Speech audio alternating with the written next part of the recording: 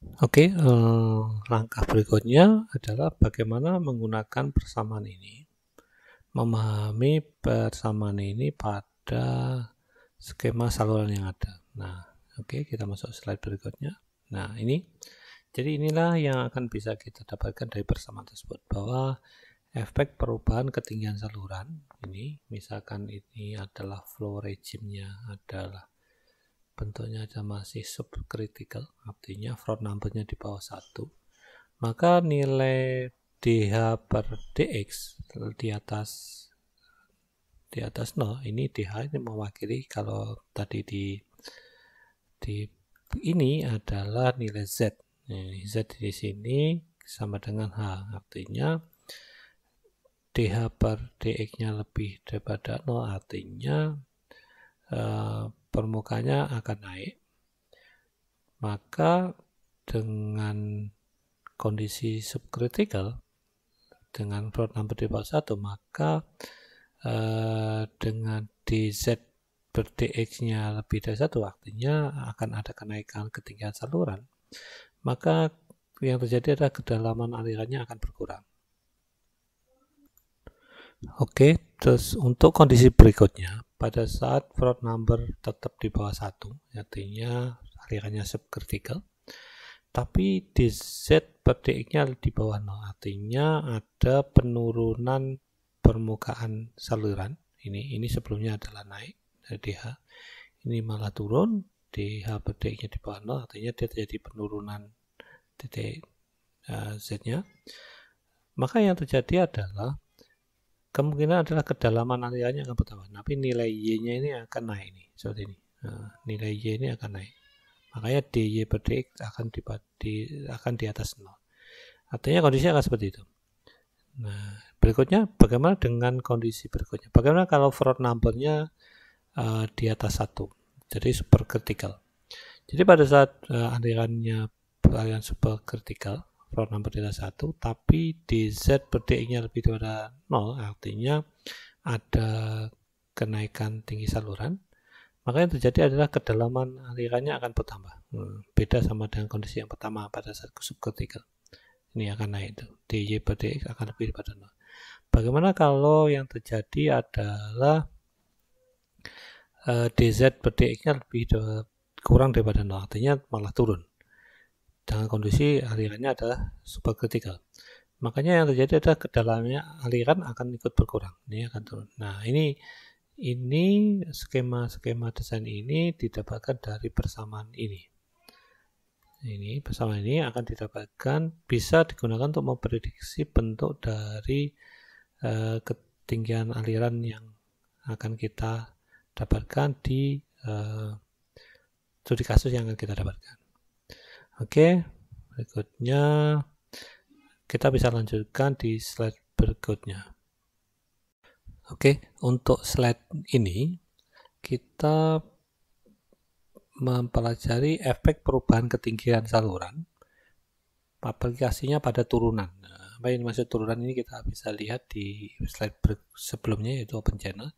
Ini salah satunya adalah bentuknya chute, yaitu saluran terbuka yang memiliki penurunan elevasi yang bertingkat. Ini salah satunya adalah ini. Nah, kita ingin tahu, ini salah juga adalah drop. Jadi dari permukaannya tinggi dan kemudian salurannya tiba-tiba turun mendadak. Nah, bagaimana karakteristik alirannya? Oke, seperti ini.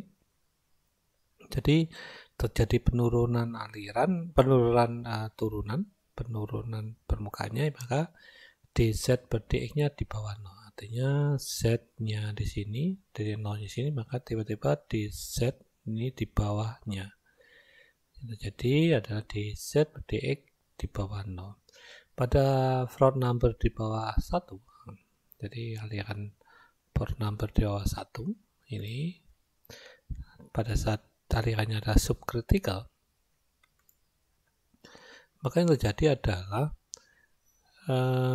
permukaannya itu, kedalaman permukaan bisa akan menjadi naik. Nah, seperti ini. Jadi pada saat diplot energinya, pada saat di titik Z ini, kritikalnya, maka titik 1 maupun titik 2 akan berada di atas energinya, akan berada di atas energi pada saat kedalaman kritikalnya.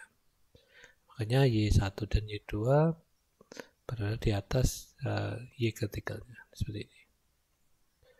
Oke, berikutnya bagaimana kalau Froude number-nya di atas 1? Artinya supercritical. Jadi pada saat alirannya supercritical, maka yang terjadi adalah kedalaman permukaannya dari fluida tersebut akan turun. Kenapa terjadi? Ini bisa dilihat di gambar ini.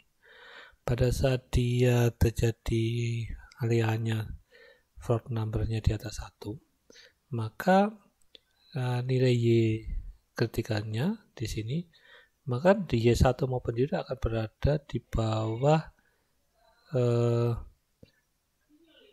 Y kritikal dari titik tersebut.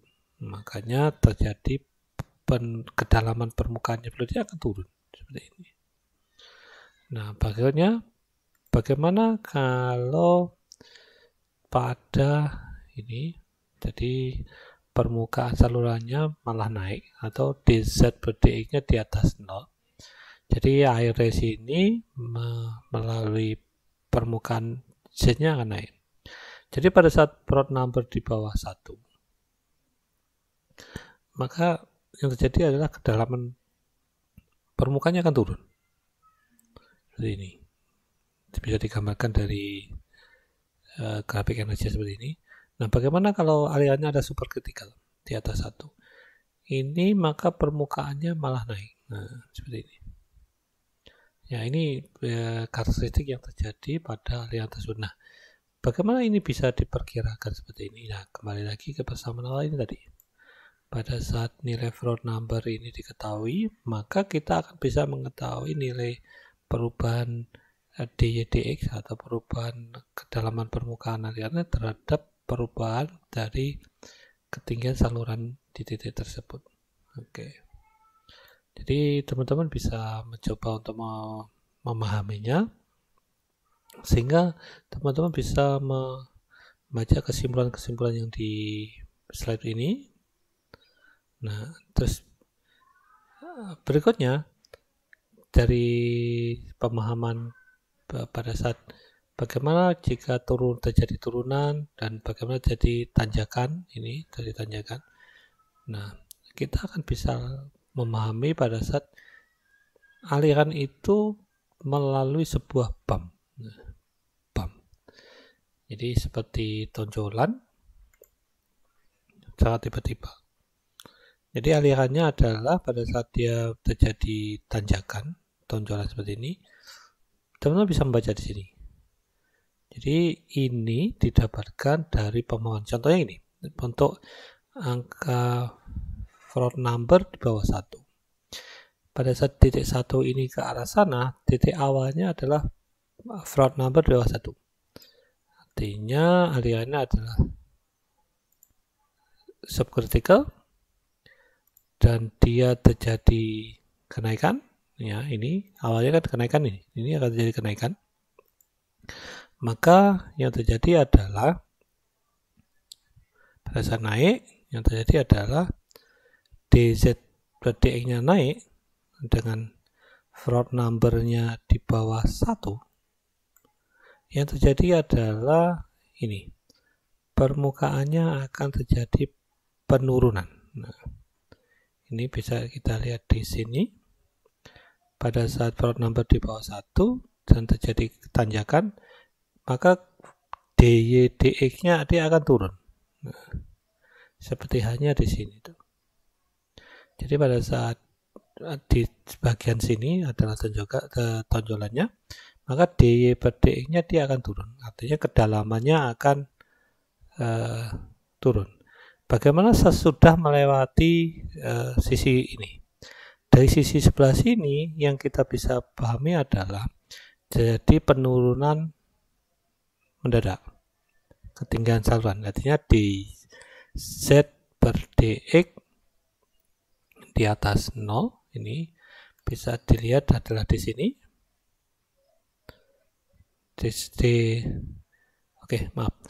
ini dz per dx-nya di sini berarti dia dari kondisi tinggi ke kondisi rendah, artinya terjadi penurunan di sini, jadi dz per dx di bawah 0 terjadi penurunan. Dengan Froude number di bawah 1 yang terjadi adalah kedalaman permukaannya akan naik. Nah, makanya di gambar ini setelah melewati tonjolan, ini pada saat di z per dx di bawah 0, dia di bawah 0, ini Froude numbernya di bawah 1 seketika, makanya terjadi adalah permukaan dari alirannya akan naik. Nah, seperti ini. Teman-teman bisa memahami ini, gambar ini, PAM ini, berdasarkan pemahaman yang turunan maupun tanjakan di sini. Nah, akan bisa dipahami setiap gambarnya. Oke, terima kasih.